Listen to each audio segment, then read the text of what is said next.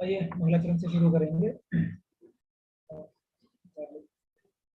ओम अज्ञानतिमिरान्धस्य ज्ञानाञ्जनशलाकया चक्षुरुन्मीलितं येन तस्मै श्रीगुरुवे नमः। नमो ओम विष्णुपादाय कृष्णपृष्ठाय भूतले श्रीमते भक्तिवेदांत स्वामिनिति नामिने। नमस्ते सारस्वती देवी गौरवाणी प्रचारिणे निर्विशेष शून्यवादी पाश्चात्य देशतारिणे। हे कृष्ण करुणा सिंधु दीनबंधु जगतपते गोपेश गोपिकांत श्री राधाकांत नमोस्तुते। तप्त कांचन गौरांगी श्री राधे वृंदावनेश्वरी वृषभानुसुते देवी प्रणमामि हरिप्रिये। वाञ्छाकल्पतरुभ्यश्च कृपा सिन्धुभ्यैव च पतितानां पावनेभ्यो वैष्णवेभ्यो नमो नमः। जय श्री कृष्ण चैतन्य प्रभु नित्यानंद श्री अद्वैत गदाधर श्रीवास आदि गौर भक्तवृंद। हरे कृष्णा कृष्ण कृष्ण हरे हरे हरे राम राम राम हरे हरे।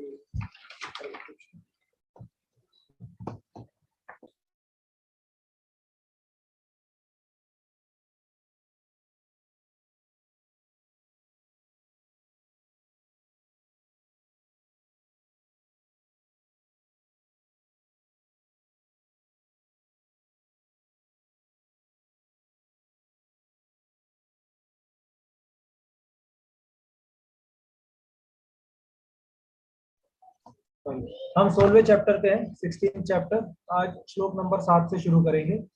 तो जो भी भक्त पढ़ना चाहते हैं वो प्लीज अपना हैंड रेज कर सकते हैं। शुरू करते हैं।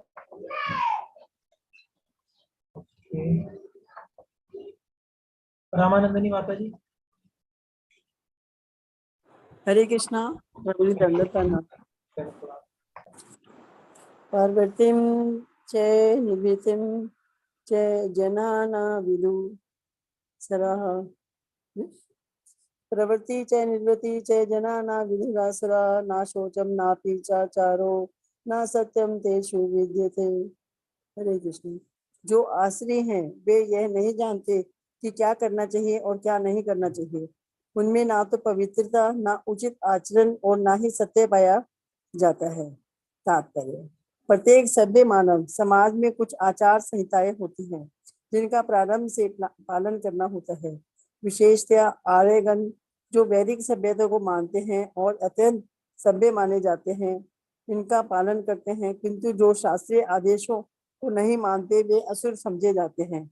इसलिए यहाँ पर कहा गया है कि असुरगण ना तो शास्त्रीय नियमों को जानते हैं, ना उनमें इनके पालन करने की प्रवृत्ति पाई जाती है। उनमें से अधिकांश इन नियमों को नहीं जानते और जो थोड़े से लोग जानते भी हैं उनमें इनके पालन करने की प्रवृत्ति नहीं होती। उन्हें ना तो वैदिक आदेशों से कोई श्रद्धा होती है, ना ही वे उनके अनुसार कार्य करने के इच्छुक होते हैं। असुरगण ना तो बाहर से ना भीतर से स्वच्छ होते हैं।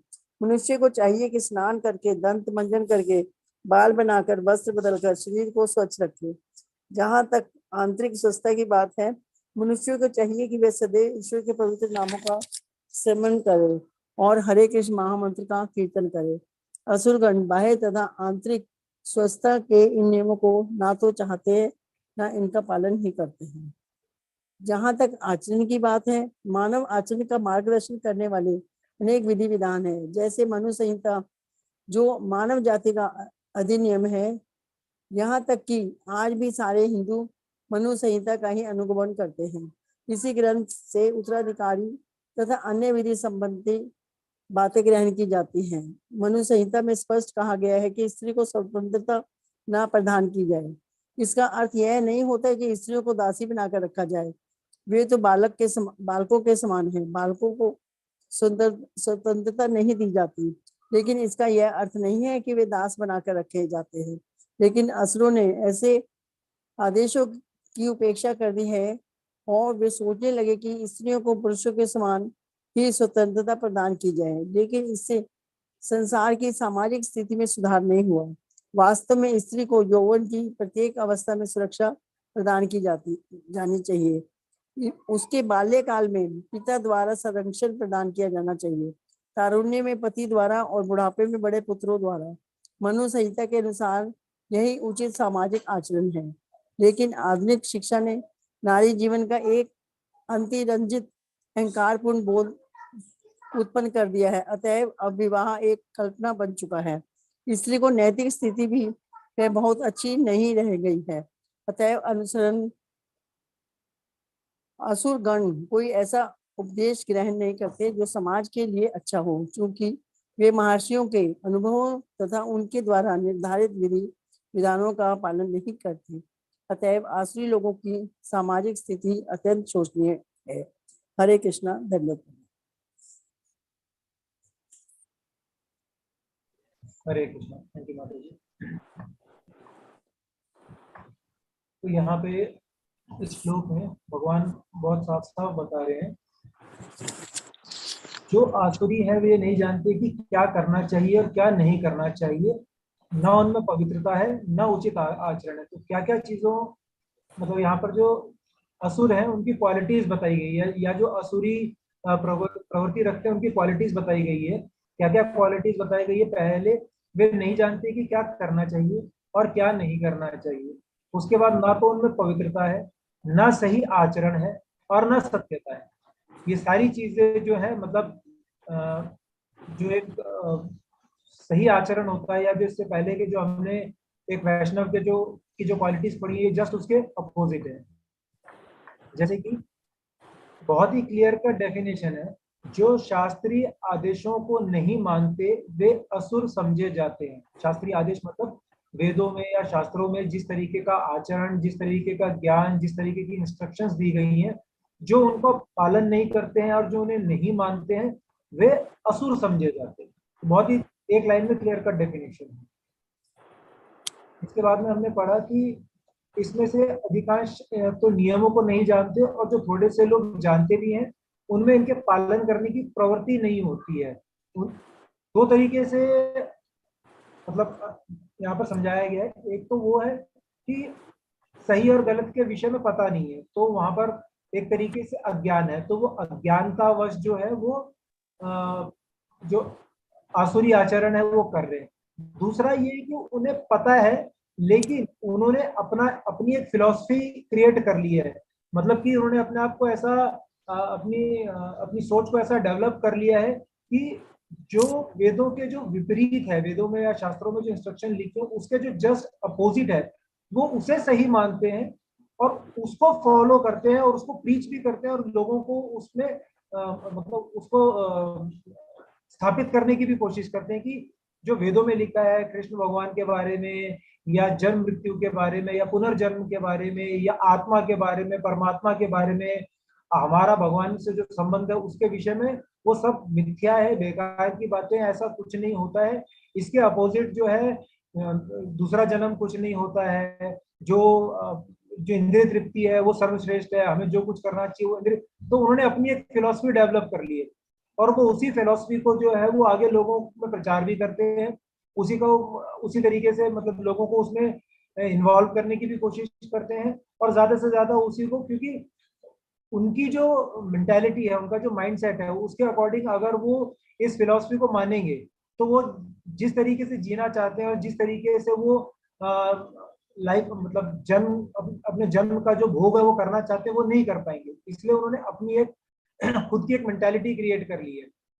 तो इसमें क्या होता है, जैसे आगे मनुष्य को चाहिए कि स्नान करके, दंत मंजन करके, बाल बनाकर, वस्त्र बदलकर शरीर को स्वच्छ रखे। तो बाहरी स्वच्छता के विषय में हमको एक बेसिक रूटीन जो है हमने बचपन से सीखा है, बड़े बुजुर्गों ने सिखाया है, स्कूल में सिखाया जाता है कि हमें एक बेसिक हाइजीन मेंटेन करनी होती है। डेली नहाना चाहिए, डेली ब्रश करना चाहिए, अपने आप को नीट एंड क्लीन रखना चाहिए, कपड़े चेंज करने चाहिए, साफ सुथरे कपड़े पहनने चाहिए। ये बेसिक चीजें हमें पता है, जो कि हमारे शरीर से रिलेटेड है, बाहरी स्वच्छता से रिलेटेड है कि हमने अपने आप को कैसे स्वच्छ रखना है। लेकिन इसके साथ साथ हम आंतरिक स्वच्छता के बारे में कभी डिस्कस नहीं करते, क्योंकि ना तो कभी स्कूल में आंतरिक स्वच्छता के बारे में पढ़ाया जाता है, एट बेस्ट जो पढ़ाया जाता है वो मॉरल वैल्यूज, मॉरल साइंस पढ़ाया जाता है, बट उसमें भगवान के विषय में कभी कहीं कोई ज्ञान नहीं दिया जाता। यहाँ पर साफ साफ लिखा है कि ईश्वर के पवित्र नामों का स्मरण करें और हरे कृष्ण महामंत्र का कीर्तन करें। तो इससे क्या होगा, हमारे अंदर जो है अंतरात्मा जो है, हमारे जो अंदर से जो हम अपने आप को शुद्ध बना पाएंगे। पर हमने जो आज तक जितनी भी फिलॉसफी पढ़ी है, जितना भी ज्ञान अर्जित किया, उसमें सिर्फ और सिर्फ हमने बाहर से अपने आप को स्वच्छ करने के तरीकों के विषय में पढ़ा है, बट अंदर से अपने आप को कैसे स्वच्छ किया जाए उस विषय में ज्यादा कहीं पर डिस्कशन नहीं होता है, ज्यादा कहीं पर लिखा नहीं जाता। ज्यादा बुक्स में हमें जो एटलीस्ट हम बुक्स थ्रू स्कूल कॉलेज या पढ़ते आते हैं उसमें इसमें कहीं पे भी डिस्कशन नहीं होता। लेकिन यहाँ पर बहुत क्लियरली दिया गया कि भगवान के हरिनाम का संकीर्तन करने का या भगवान के हरिनाम के जप करने से हमारे अंदर से शुद्धिकरण होता है, चेतो दर्पण मार्जनम होता है।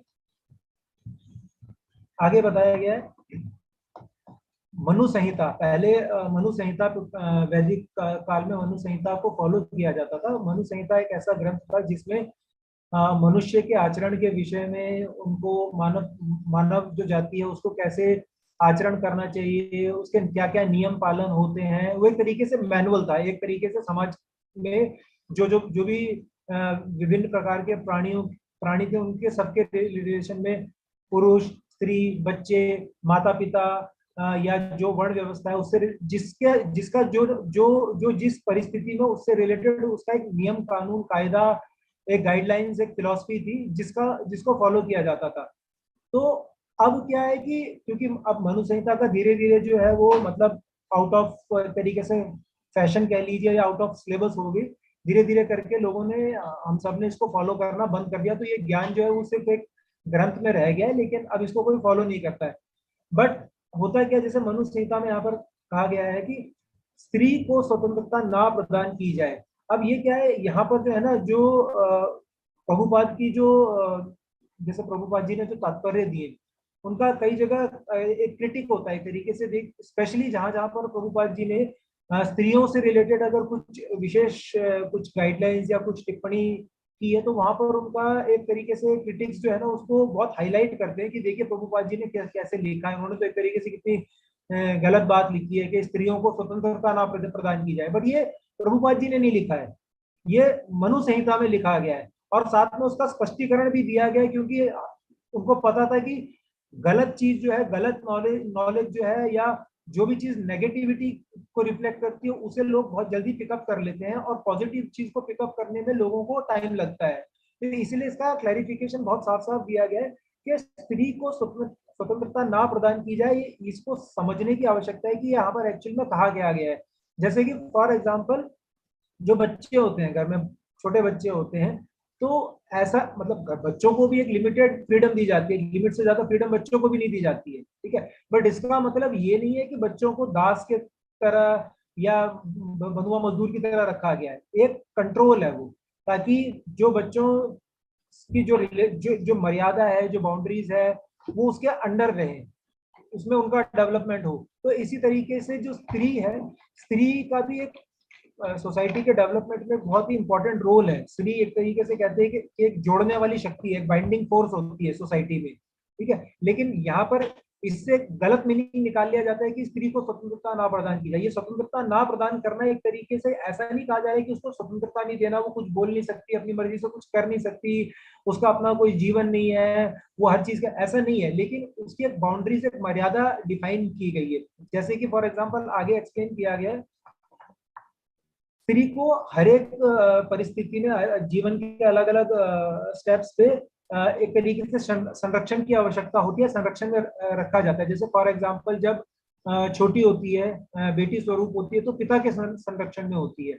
उसके बाद में जब युवावस्था में आती है तो पति के संरक्षण में होती है। बुढ़ापे में अपने पुत्रों के संरक्षण में होती है। तो बहुत क्लियरली बताया गया है कि स्वतंत्रता ना देना जो है उसका मीनिंग क्या है। इसको मतलब गलत तरीके से इंटरप्रेट लोग बहुत इजीली कर लेते हैं, पर इसका बहुत क्लियर क्लैरिफिकेशन दिया गया कि स्वतंत्रता ना होना और मर्यादा को में रहना, ये थोड़ी सी इसके बीच में फाइन लाइन है जिसे समझना जरूरी है। तो इससे क्या होगा कि हम एटलीस्ट ना तो गलत समझेंगे, और यदि कोई गलत बोल रहा है तो हम उसको क्लैरिफाई कर सकते हैं। मनु संहिता के अनुसार यही उचित आचरण है, लेकिन आधुनिक शिक्षा ने नारी जीवन का एक अतिरंजित अहंकार पूर्ण बोध उत्पन्न कर दिया है। अब जैसे कि फॉर एग्जांपल आज की डेट में हम देखते हैं कि वुमेन एम्पावरमेंट और ये सब जो भी मूवमेंट थी उसके चक्कर में उसमें इतना ज्यादा फोर्स लगा दिया गया कि वहां पर जो बाउंड्रीज थी, जो लिमिटेशंस थी, उसको भी मतलब एक तरीके से बिल्कुल साइड लाइन कर दिया गया कि नहीं, कोई बाउंड्रीज, कोई नियम कानून मर्यादा गाइडलाइंस किसी चीज की जरूरत नहीं है। स्त्रियां जो है वो घर से बाहर हर एक चीज करने के लिए स्वतंत्र है। बट उसका अगर हम आज की डेट में देखें उससे क्या इम्पैक्ट पड़ा है सोसाइटी पे, इम्पैक्ट अगर हम थोड़ा सा खुद से इंट्रोस्पेक्ट करके देखें या समझने की का प्रयास करें, तो आज से कुछ 100 वर्षों पूर्व जो नारी की समाज में और घर में स्थिति थी और आज जो स्थिति है, आज की अगर स्थिति में देखा जाए तो नारी बहुत ज्यादा एक तरीके से समाज में भोग की वस्तु के उस स्वरूप में देखी जाती है। तो हम इससे समझ सकते हैं कि जितना ज्यादा वुमेन एम्पावरमेंट पे जोर दिया गया, वो उसमें कितनी मतलब कितनी चीजों को साइडलाइन कर दिया गया, कितनी चीजों को नजरअंदाज कर दिया गया। जिन चीजों का पालन करना जरूरी था, जिन चीजों को फॉलो करना जरूरी था, उन्हें फॉलो नहीं किया गया।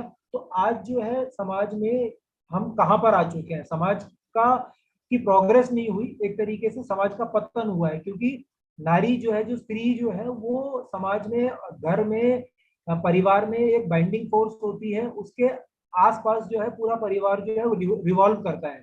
बट जब स्त्री की अगर प्रोग्रेस हो रही है तो पूरे परिवार की और समाज की प्रोग्रेस होती है। लेकिन अगर स्त्री का पतन हो रहा है तो पूरे समाज का, परिवार का, सबका पतन होता है। तो इसलिए यहाँ पर मनु संहिता का रेफरेंस देके क्लियरली बताया गया है कि मनु संहिता में कुछ गाइडलाइंस दी गई थी। उस गाइडलाइंस के अकॉर्डिंग स्त्री के लिए कुछ संरक्षण निर्धारित किए गए थे। क्योंकि अब उन गाइडलाइंस को फॉलो नहीं किया जा रहा है, तो इसलिए आज जो है हम जो आसुरी जो प्रवृत्ति है उसकी तरफ हम लोग अग्रसर हो रहे हैं। कोई ऐड करना चाहेगा? हरे कृष्णा। हरे कृष्णा। हरे कृष्ण प्रभु जी, यहाँ पे जो प्रभुपाद जी ने मनु संहिता में कहा गया है, लिखा गया है, वो उद्धृत करते हैं प्रभुपाद। और अगर कोई प्रभुपाद जी को जिन्होंने ज्यादा पढ़ा नहीं या कुछ जाना नहीं, उनका जो आत्मचरित्र है वो भी पढ़ा नहीं, तो शायद ऐसा इंटरप्रेट भी हो सकता है, इंटरप्रिटेशन हो सकता है कि ये तो रूढ़िवादी बात कर रहे हैं। लेकिन सबसे ज्यादा क्रांतिकारी गुरु प्रभुपाद ही है। मीन्स स्त्रियों को सबसे ज्यादा एम्पावर करने वाले प्रभुपाद ही है। क्योंकि हम देखते हैं कि अभी आधुनिक शिक्षा से मीन्स वुमन एम्पावर नहीं हो रही है, पावरलेस हो रही है। उनको लग रहा है कि वो एम्पावर हो रही है, लेकिन उनकी शुचि जो स्वच्छता रहती है, उनका चरित्र मेन तो स्त्री का चरित्र रहता है, उसका पतन होते जा रहा है और व्यसनाधीन होते जा रही है, जो नहीं होना चाहिए। क्योंकि आगे की सब पीढ़ी एक स्त्री पर ही निर्भर होती है। अगर माँ ही चरित्रहीन हो और व्यसनाधीन हो तो वो आगे की जनरेशन को क्या ये करेगी? मीन्स एम्पावर तो नहीं, उल्टा अच्छी जनरेशन पैदा नहीं होंगे। तो प्रभुपाद जी ने ये कहा है कि स्त्रियों को स्वतंत्रता नहीं देनी चाहिए, मनुस्मृति में लिखा है। लेकिन वो स्वतंत्रता इस माध्यम से कि वो समाज में ज्यादा से ज्यादा अलग अलग इसमें संपर्क में आएगी, तो उसकी जो एक आदर भाव है वो कम होता जाता है। जैसे स्त्रियों को एक विशेष संरक्षण की जरूरत होती है। अगर वो संरक्षण मिले तो सब आदर भाव उनसे रखते हैं और उनकी प्रगति ज्यादा होती है। तो प्रभुपाद क्रांतिकारी इस हिसाब से है कि भारत में मीन्स कहाँ पे भी मंदिरों में माता जी लोगों को आरती करने की या भगवान की निजी सेवा करने की करना अलाउड नहीं था। लेकिन प्रभुपाद जी ने टाइम, प्लेस और सर्कमस्टेंसेस के अनुसार उनको वो सेवा दी। और आज हम देखते हैं, अगर कृष्ण कॉन्शियसनेस में जो माताजी लोग हैं जो भक्ति के स्तर पर आगे बढ़ी हुई है, तो वहाँ पे हमें एम्पावरमेंट दिखती है।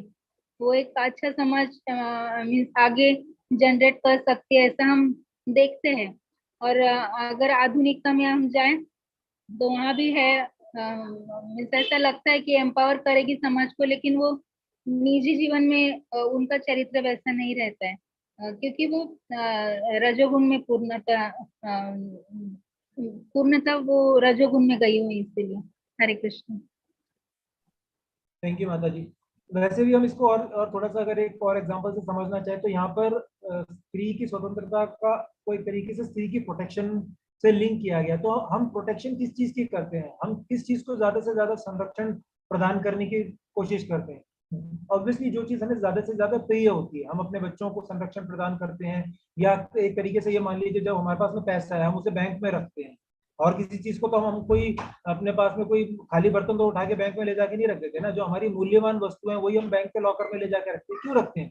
क्योंकि हम उसे संरक्षण प्रदान करना चाहते हैं। क्यों प्रदान करना चाहते हैं? क्योंकि वो हमारे लिए मूल्यवान है। तो स्त्री जो है वो सबसे अधिक मूल्यवान है। और जैसे भी माता जी ने बताया कि स्त्री कैसे निर्माण कर सकती है, तो थोड़े टाइम पहले गुड़गांव में यहाँ पर हम एक माता जी आई थी, अरुदा माता जी हैं, जो यूएस में है, कृष्णा काफी सालों से कृष्णा कॉन्शियसनेस में है, काफी सीनियर वो भक्त हैं। उन्होंने यूएस में अपने दोनों बच्चों की होम स्कूलिंग की है, और उनके दोनों बच्चे जो हैं वो ऑक्सफोर्ड या कैम्ब्रिज से पीएचडी हैं, और वो भी कृष्णा कॉन्शियसनेस में है। तो वो माता जी जो है वो जगह जगह जाके कृष्णा कॉन्शियसनेस और होम स्कूलिंग और बच्चों की अपब्रिंगिंग और पेरेंटिंग, इन सब चीज़ों पे लेक्चर्स और सेमिनार्स करती हैं। तो वो भी एक अपने आप में एक प्राइम एग्जांपल है कि स्त्री का एम्पावरमेंट किस तरीके से होता है, और जब स्त्री एम्पावर होती है तो वो आगे एक समाज को एम्पावर करती है।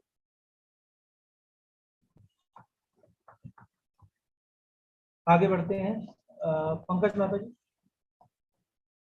प्रभु जी। असत्यं प्रतिष्ठतां ते जगदाहुर्नीश्वरम् अपरस्परम संभूतम किमन्यात् काम हेतुतम। वे कहते हैं कि यह जगत मिथ्या है, इसका कोई आधार नहीं है और इसका नियमन किसी ईश्वर द्वारा नहीं होता। उनका कहना है कि यह कामेच्छा से उत्पन्न होता है और काम के अतिरिक्त कोई अन्य कारण नहीं है। तात्पर्य, आश्चर्य लोग यह निष्कर्ष निकालते हैं कि यह जगत माया जाल है, इसका ना कोई कारण है, ना कार्य है, ना नियामक, ना कोई प्रयोजन, हर वस्तु मिथ्या है। उनका कहना है कि यह दृश्य जगत आकस्मिक भौतिक क्रियाओं तथा प्रतिक्रियाओं के कारण है। वे नहीं सोचते कि ईश्वर ने किसी प्रयोजन से इस संसार की रचना की है। उनका अपना सिद्धांत है कि संसार अपने आप उत्पन्न हुआ है और यह विश्वास करने का कोई कारण नहीं कि इसके पीछे किसी ईश्वर का हाथ है। उनके लिए आत्मा तथा पदार्थ में कोई अंतर नहीं होता और वे परम आत्मा को स्वीकार नहीं करते। उनके लिए हर वस्तु पदार्थ मात्र है और यह पूरा जगत मानो अज्ञान का पिंड हो। उनके अनुसार प्रत्येक वस्तु शून्य है और जो भी सृष्टि दिखती है वह केवल दृष्टि भ्रम के कारण है। वे इसे सच मान बैठते हैं कि विभिन्नता से पूर्ण यह सारी सृष्टि अज्ञान का प्रदर्शन है। जिस प्रकार स्वप्न में हम ऐसी अनेक वस्तुओं की सृष्टि कर सकते हैं जिसका वास्तव में कोई अस्तित्व नहीं है। अतः जब हम जाग जाते हैं तो देखते हैं कि सब कुछ स्वप्न मात्र था। लेकिन वास्तव में यद्यपि असुर ये कहते हैं कि जीवन स्वप्न है, लेकिन वह स्वप्न को भोगने में बड़े कुशल होते हैं। अतः वे ज्ञानार्जन के बजाय अपने स्वप्न लोक में अधिकाधिक उलझ जाते हैं। उनकी मान्यता है कि जिस प्रकार शिशु केवल स्त्री पुरुष के संभोग का फल है, उसी तरह यह संसार बिना किसी आत्मा के उत्पन्न हुआ है। उनके लिए यह पदार्थ का संयोग मात्र है जिसने जीवों को उत्पन्न किया। अतः आत्मा के अस्तित्व का प्रश्न ही नहीं उठता। जिस प्रकार अनेक जीवित प्राणी अकारण पसीने से ही तथा मृत शरीर से उत्पन्न हो जाते हैं, उसी प्रकार ये सारा जीवित संसार दृश्य जगत के भौतिक संयोगों से प्रकट हुआ है।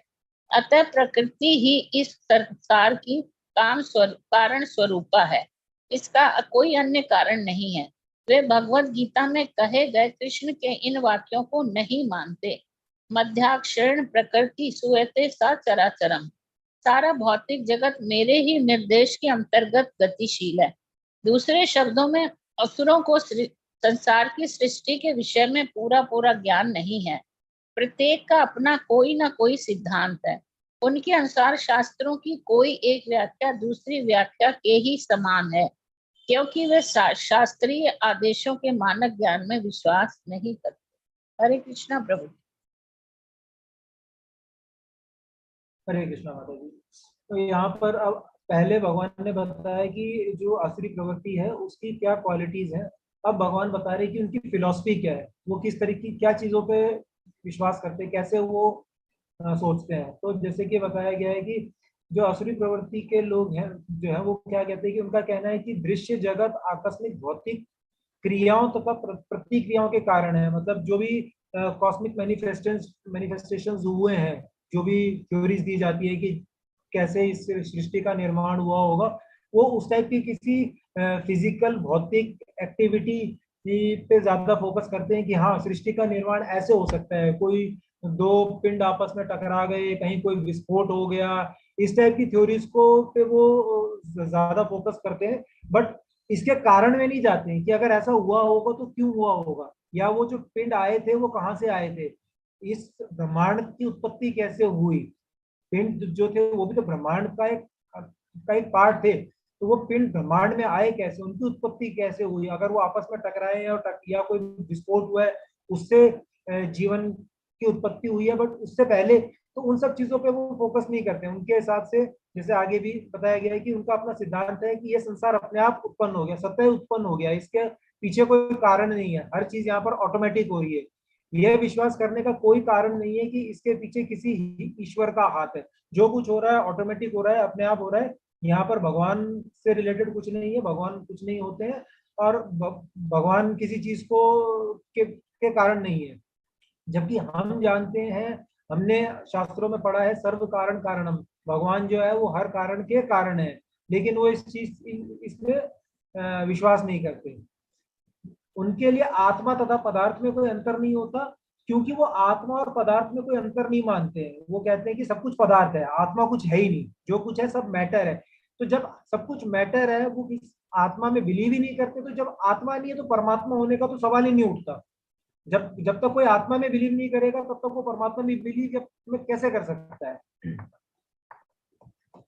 आगे है कि यद्यपि, हाँ यहाँ पर एक और चीज बहुत मतलब इंटरेस्टिंग है कि जैसे वो असुर ये तो कहते हैं कि ये जीवन एक स्वप्न के समान है, जो कुछ है वो एक स्वप्न की तरह हो रहा है, लेकिन साथ में ये भी है कि उस स्वप्न को भोगने की भी उनके अंदर बहुत अच्छी क्वालिटी होती है। मतलब ये तो बोलेंगे कि जो कुछ है वो रियल नहीं है, सब कुछ एक तरीके से इल्यूजनरी है, लेकिन इल्यूजनरी होने के बावजूद भी इसको भोगने की क्वालिटी उनके अंदर बहुत अच्छी है।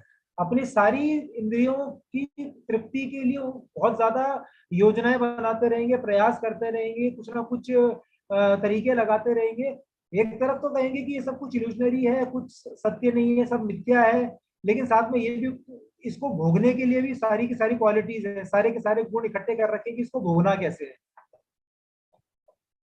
आगे बताया गया है कि उनके लिए पदार्थ का संयोग मात्र है जिसने जीवों को उत्पन्न किया, अतः आत्मा के अस्तित्व का प्रश्न ही नहीं उठता। जैसे ऊपर भी हमने पहले की लाइंस में पढ़ा कि वो आत्मा में महतत्व में बिलीव ही नहीं करते हैं। उनके लिए सब कुछ जो है वो मैटर है।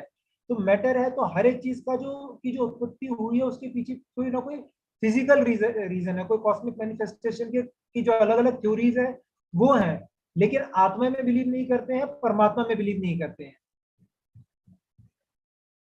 जब भगवान ने यहाँ पर साफ साफ बताया है, मैं अध्यक्षेण प्रकृति सूयते चराचरम, सारा भौतिक जगत मेरे ही निर्देश के अंतर्गत गतिशील है। तो इसके ना दो पार्ट है, वो पहले वाले पार्ट को छोड़ देते, सिर्फ दूसरे वाले पार्ट को फॉलो करते हैं। सारा भौतिक जगत मेरे निर्देश में है, तो मेरे निर्देश को छोड़ देते कि भगवान सब कुछ जो है वो भगवान के कंट्रोल में, भगवान के डायरेक्शन में, वो इस पर बिलीव नहीं करते। वो सिर्फ बोलते हैं कि हाँ प्रकृति है, प्रकृति गतिशील है, और इसमें जो भी कुछ हो रहा है वो सब भोग के लिए और हम उसे भोगने के लिए, वो इस फिलॉसफी में बिलीव करते हैं। पूरी फिलॉसफी में बिलीव नहीं करते हैं, पूरी फिलॉसफी में से वो भगवान को उठा के साइड में कर देते हैं और सिर्फ उसमें जो जो प्रकृति है और प्रकृति को भोगने की जो फिलॉसफी है, सिर्फ उतनी फिलॉसफी अपने लिए फिल्टर आउट कर लेती है कि हाँ बस इतना सच है, बाकी जो दूसरा वाला पार्ट है वो गलत है। कोई ऐड करना चाहेगा?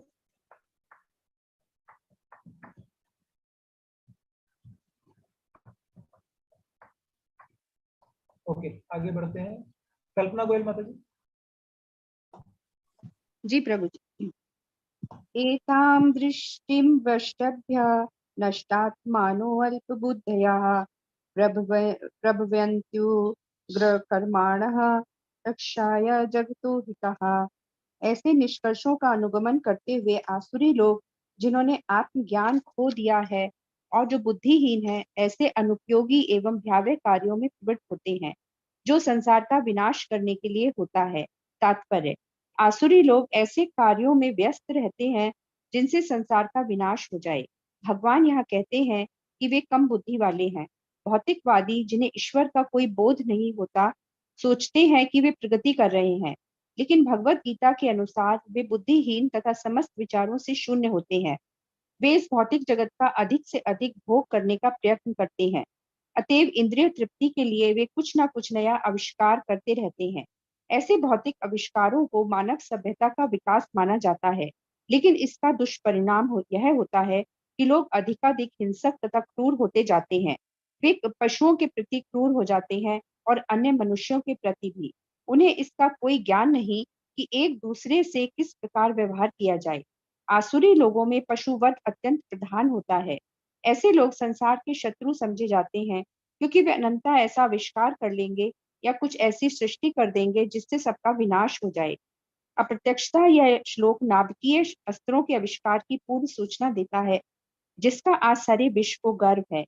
किसी भी क्षण युद्ध हो सकता है और ये परमाणु हथियार विनाश लीला उत्पन्न कर सकते हैं। ऐसी वस्तुएं संसार के विनाश के उद्देश्य से ही उत्पन्न की जाती हैं और यहाँ पर इसका संकेत किया गया है। ईश्वर के प्रति अविश्वास के कारण ही ऐसे हथियारों का आविष्कार मानव समाज में किया जाता है। वे संसार की शांति तथा संपन्नता के लिए नहीं होते। हरे कृष्णा प्रभु। हरे कृष्णा। तो भगवान एक्ट के बारे में बता रहे हैं कि वो कैसे एक्ट करते हैं। भगवान ने यहाँ पर बताया है कि इतनी क्लियर डेफिनेशन है, आसुरी लोग ऐसे कार्यों में व्यस्त रहते हैं जो जिससे संसार का विनाश हो जाए। भगवान यहाँ कहते हैं कि वे कम बुद्धि वाले होते हैं, बहुत क्लियर कट। हालांकि उन्हें ऐसा लगता है कि वो प्रगति कर रहे हैं, लेकिन वे बुद्धिहीन तथा समस्त विचारों से शून्य होते हैं।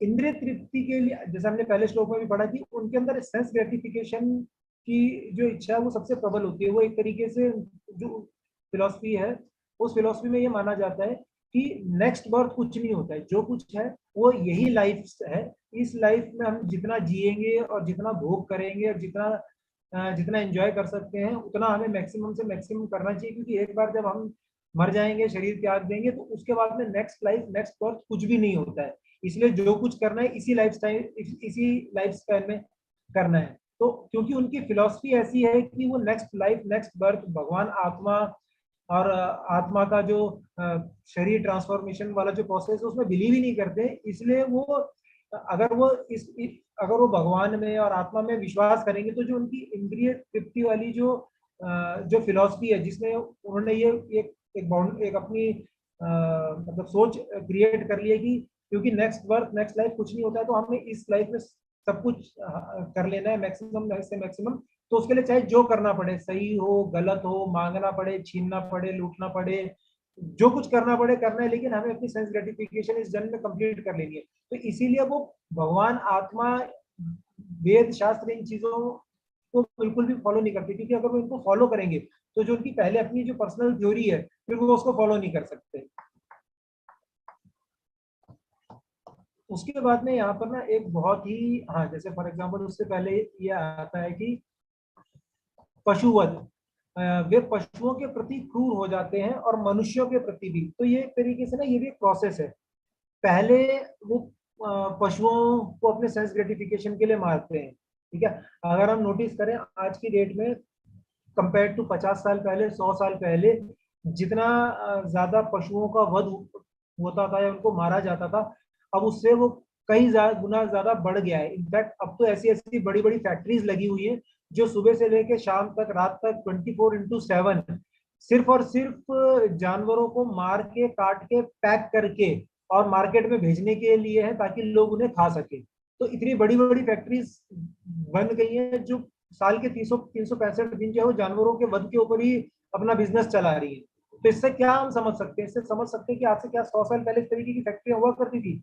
कुछ स्लॉटर हाउसेस, कसाई खाने, बूचड़ खाने वगैरह हुआ करते थे फॉर ए लिमिटेड यूज, जो उस टाइम लोग, बट अब तो बिजनेस बन गया है। मतलब लोगों की सेंस ग्रेटिफिकेशन की या लालच की लिमिट देखिए कि कितनी ज्यादा बढ़ गई है, कि अपनी सेंस ग्रेटिफिकेशन की परवाह नहीं है कि भैया मुझे खाने को मिल जाए। अब तो ये है कि मैं इसका बिजनेस कैसे बना लूं और इससे से ज्यादा पैसे कैसे कमाऊं। तो उसको बिजनेस बना लिया और बहुत बड़े स्केल पे बिजनेस बना लिया, पूरी की पूरी चेन चल पड़ी इन चीजों की। तो ऐसा नहीं है। आज जो जो हम कर रहे हैं ना, कि आज हम पशुओं को मार के और उन्हें खाकर अपनी इंद्रिय तृप्ति करने का प्रयास कर रहे हैं, तो ये यहाँ रुक जाएगा ऐसा नहीं है। आगे हम जब भागवतम को पढ़ेंगे तो कलयुग का जैसे जैसे प्रोग्रेस होता है ना, उसमें बताया गया है धीरे धीरे करके ये प्रवृत्ति इतनी स्ट्रांग हो जाएगी, ये ये फीलिंग इतनी ज्यादा स्ट्रांग हो जाएगी कि आगे चल के इंसानों के बूचड़ खाने खुल जाएंगे, इंसानों को मार के खाया जाने लगेगा। और वो टाइम दूर नहीं है, क्योंकि अभी रियलाइजेशन नहीं हो रहा है, बट होता क्या है, पशुवध से क्या चीज हो रही है? पशुवध से जो जिसे कहते हैं मर्सी या दया भाव, दया भाव धीरे धीरे जो है वो उसका पतन होता है। तो जैसे धीरे धीरे दया भाव का पतन होता है, तो पहले छोटे पशुओं को मार के खाया जाता है, फिर बड़े पशुओं को मार के खाया जाता है, फिर धीरे धीरे करके फिर वो कहीं रुकता नहीं है, वो बढ़ता जाता है, क्योंकि सेंस ग्रेटिफिकेशन की कोई लिमिट नहीं है। कहीं पे भी जाके ना ऐसा नहीं होगा कि हाँ अब फुल सेटिस्फेक्शन हो गया, अब इससे आगे बढ़ने की जरूरत नहीं है। ऐसा सेटिस्फेक्शन कभी नहीं मिलेगा, वो चलता रहेगा। आगे इसमें बताया गया है,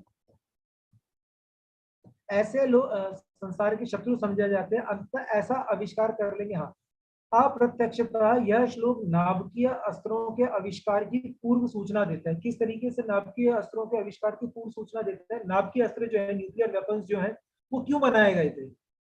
और आज की डेट में पूरी दुनिया में इतने ज्यादा न्यूक्लियर वेपन्स ऑलरेडी अवेलेबल हैं, ऑलरेडी कंट्रीज ने बना लिए हैं, कि वो एक से ज्यादा इस पूरी ह्यूमन सिविलाइजेशन को खत्म करने के लिए काफी हैं। इतने ज्यादा न्यूक्लियर वेपन्स आज की डेट में ऑलरेडी एग्जिस्ट करते हैं। लेकिन उसके बावजूद भी जिस जिस के पास में वो न्यूक्लियर वेपन्स हैं, उस कंट्री के लोग अपने आप में क्या फील करते हैं? वो अपने आप में प्राउड फील करते हैं कि हाँ, हमारे कंट्री के पास में न्यूक्लियर वेपन है। उनको कहीं से भी ये एक मिनट के लिए भी समझ में नहीं आता कि हमारे पास में न्यूक्लियर वेपन है तो किसी और के पास में भी न्यूक्लियर वेपन है। तो कोई भी उसे चलाएगा तो अल्टीमेटली विनाश सृष्टि का होने वाला है, विनाश मानव सभ्यता का होने वाला है। चाहे वो जो लोग मारे जाएंगे वो चाहे धरती के एक भाग में रहते हो, चाहे धरती के दूसरे भाग में रहते हो, बट नुकसान किसी का भी हो सकता है, उसमें हमारा भी नुकसान हो सकता है। लेकिन हमें वो चीज अभी रियलाइज नहीं होती है। इसको और थोड़ा कैसे समझ सकते हैं कि फॉर एग्जांपल ओपन हाइगर नाम का जो साइंटिस्ट था जिसने न्यूक्लियर वेपन बनाया था, जिसने उसका टेस्ट किया था, तो जब उसने उसका पहला टेस्ट किया था तो उसका विस्फोट इतना विध्वंसक था कि वो खुद जो था वो बहुत ज्यादा हैरान हो गया था और बहुत ज्यादा भयभीत हो गया था। और क्योंकि वो ओपन हाइगर जो साइंटिस्ट था वो भगवत गीता को फॉलो करता था, तो उस टेस्ट को देखते ही, उसके विस्फोट को देखते ही उसके मुंह से, आई थिंक शायद चैप्टर 11 है जिसका श्लोक उसने अपने इमीडिएटली उसके मुंह से निकला था, जिसमें बोला जाता है कि भगवान ने कहा है कि मैं ही सृष्टि का सृजन करता हूँ और मैं ही इसका संहारक हूँ। तो उसने वो श्लोक उस टाइम पे बोला था, मतलब उस विस्फोट को देख के उसे लगा था कि ये मैंने क्या बना दिया, इससे तो पूरी सृष्टि का विनाश हो जाएगा। तो यहाँ पर ये श्लोक ऑलरेडी बता रहा है कि आसुरी प्रवृत्ति जो है उसमें यही होता है कि हमें ये नहीं समझ में आता है कि हम अपना विनाश कर रहे हैं, लेकिन हम ऐसी चीजों में लग जाते हैं, पशुवध हो गया या वेपन्स क्रिएट करना, मतलब जो डेवलपमेंट हो रही है वो इस तरीके से हो रही है कि जिससे सृष्टि को